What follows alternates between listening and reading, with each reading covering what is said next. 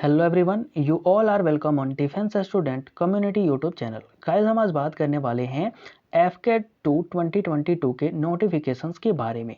ये जो नोटिफिकेशन है इसमें मैन और वुमेन दोनों क्या कर सकती हैं, एफकेट के लिए अप्लाई कर सकती हैं। सवाल उठता है कि एफकेट है क्या। तो एफकेट का मतलब होता है एयरफोर्स कॉमन एडमिशन टेस्ट। इसके थ्रू आप क्या हो सकते हैं, आप एयरफोर्स में पायलट बन सकते हैं, ग्राउंड ड्यूटी ऑफिसर के लिए जा सकते हैं एंड मेनी अदर जो पोस्टेस होती हैं उनके लिए आप कंसीडर हो सकते हैं। इस सेशन में ऐसा क्या इंपॉर्टेंट है जो हमें सेशन को देखना चाहिए। तो इंपॉर्टेंट ये है कि हम इस सेशन में डिस्कशन करने वाले हैं अबाउट इंपॉर्टेंट डेट्स के बारे में, एफकेट एलिजिबिलिटी के बारे में, एज क्राइटेरिया के बारे में, एजुकेशनल क्वालिफिकेशन के बारे में एंड वैकेंसीज के बारे में। देखते हैं इंपॉर्टेंट डेट्स क्या क्या हैं।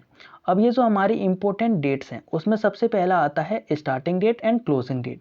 ये जो हमारा फॉर्म है वो 01/06/2022 से क्लोजिंग डेट जो है वो 30/06/2022 तक भरा जाएगा। क्या है इसका मतलब, इसका मतलब है कि ये जो फॉर्म है वो 1 जून से लेकर के 30 जून तक फॉर्म जो है वो भरे जाएंगे। तो आप इनके बीच में अपने फॉर्म फिलिंग को कर सकते हैं। दूसरा क्या इंपॉर्टेंट डेट है, दूसरा इंपॉर्टेंट डेट कुछ नहीं है, लेकिन हाँ एक मैं नोटिफिकेशन देना चाहता था, नोटिफाई आपको करना चाहता था कि क्या होता है कि अगर आपने फॉर्म जो है वो गलत भर दिया। हालांकि आप बिल्कुल ट्राई करिएगा कि फॉर्म जो आपका एक्यूरेट हो, लेकिन अगर गलती हो जाती है तो डोंट वेरी यार, आपको क्या करना है, करेक्शन का इंतजार करना है। क्योंकि एयरफोर्स में क्या होता है, एफकेट के फॉर्म में बेसिकली आपको एक करेक्शन डेट दिया जाता है।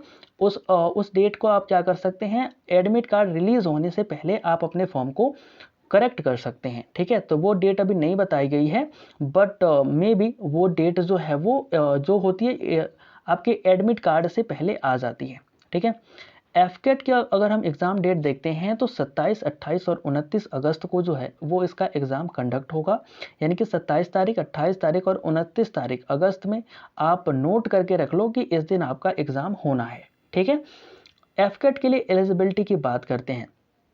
सबसे पहले एलिजिबिलिटी तो यही है कि आपकी जो नेशनैलिटी होनी चाहिए वो कैसी होनी चाहिए कि आप इंडियन होने चाहिए। ठीक है, आगे हम फर्दर बात करेंगे एज के बारे में, फिर क्वालिफिकेशन क्या होनी चाहिए इसके बारे में भी बात करेंगे।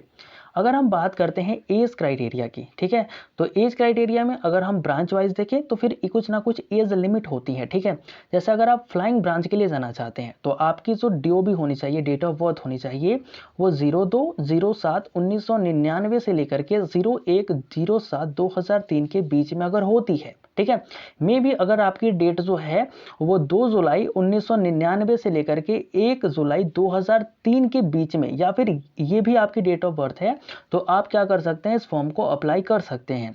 अगर हम बात करें सीपीएल यानी कि कमर्शियल पायलट लाइसेंस, अगर ये लाइसेंस आपके पास है तो आपको एज रिलैक्सेशन दिया जाता है। और ये जो एज रिलैक्सेशन है वो देने के बाद आपकी जो डीओबी तय करी गई है बाय द एयरफोर्स, ठीक है, तो वो क्या है, 02/07/1997 से लेकर के 01/07/2003 के बीच में। यानी कि अगर आपकी डीओबी इतने के बीच में आती है या फिर इतनी भी है तो आप क्या कर सकते हैं, आप फॉर्म को फिल कर सकते हैं।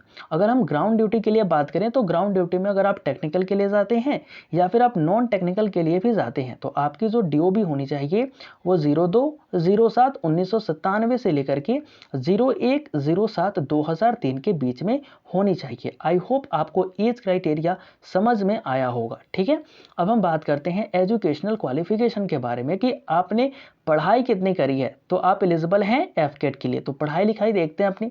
देखो, अगर आप फ्लाइंग ब्रांच के लिए जाना चाहते हैं तो आपको क्या होना चाहिए कि आपने मैथ से या फिर फिजिक्स, मैथ और फिजिक्स में आपके 12th में कितने हो, 50% मार्क हो और ग्रेजुएशन में 60% मार्क हो। ठीक है, तो कई बार क्या होता है कि हमें लगता है कि नहीं भाई, अगर हमने बीटेक नहीं करा तो या फिर बीई नहीं करा तो हम फ्लाइंग ब्रांच के लिए कंसिडर नहीं होते। आप होते हैं, लेकिन आपको क्या होना चाहिए कि जो आपकी 12th है उसमें आपकी जो मैथ और फिजिक्स है वो सब्जेक्ट होने चाहिए और साथ में आपने 50% जो है वो गेन भी करे हो और आपके जो ग्रेजुएशन में हो वो 60% हैं देन आप अप्लाई कर सकते हैं फ्लाइंग ब्रांच के लिए। अगर हम बात करते हैं ग्राउंड ड्यूटी के लिए, ठीक है, तो ग्राउंड ड्यूटी के लिए क्या होता है कि आप जैसे मान लीजिए आपने टेक्निकल ब्रांच के लिए आपने अप्लाई करना है ग्राउंड ड्यूटी में, तो आपको क्या करना होगा कि आपके जो मैथ और फिजिक्स में 12th के जो मैथ और फिजिक्स होंगे उसमें 50% मार्क्स होने चाहिए, और आपने जो बीई या फिर बीटेक करी हो उसमें 60% मार्क आपके होने चाहिए, ठीक है। तो अगर हम देखें ना, तो ग्राउंड ड्यूटी टेक्निकल के लिए सिर्फ वही लोग एलिजिबल हैं जिन्होंने या तो बीई करा हुआ है या फिर बीटेक करा हुआ है, और साथ ही साथ उनके परसेंटेज कितने हैं, 60% हैं, ठीक है।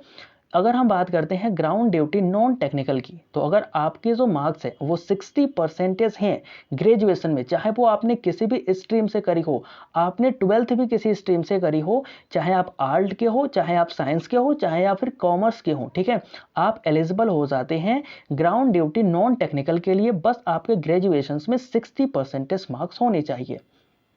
बात करते हैं वैकेंसीज की, तो फ्लाइंग ब्रांचेस, ग्राउंड ड्यूटी और ground duty technical and non technical, इन तीनों की जो वैकेंसीज हैं as compared to the previous vacancies I hope उतनी ही रही होंगी।